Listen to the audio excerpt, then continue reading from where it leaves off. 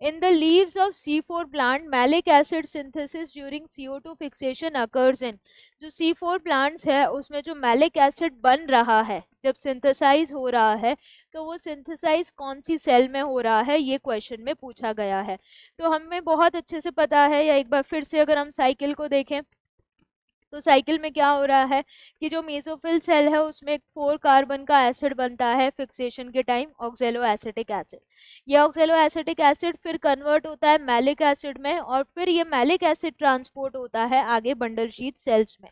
तो इसीलिए यहाँ पर क्वेश्चन पे अगर हम आए तो क्वेश्चन में पूछा है C4 प्लांट में जो मैलिक एसिड बन रहा है CO2 फिक्सेशन टाइम पे वो कहाँ बनता है, तो वो किस में बन रहा है, मीसोफिल सेल में। क्योंकि जो मीसोफिल सेल है उसमें इनिशियल CO2 फिक्सेशन होगा, सबसे पहला CO2 फिक्सेशन। और ये इनिशियल CO2 फिक्सेशन में क्या होगा कि जो CO2 है वो कंबाइन होगा फॉस्फोइनॉल पायरुवेट के साथ इन प्रेजेंस ऑफ एंजाइम पेपकेस, और उससे एक 4 कार्बन का एसिड बनेगा जिसको क्या बोलेंगे, ऑक्सैलो एसिटिक एसिड। ये ऑक्सैलो एसिटिक एसिड फिर किस में कन्वर्ट होगा, मैलिक एसिड में।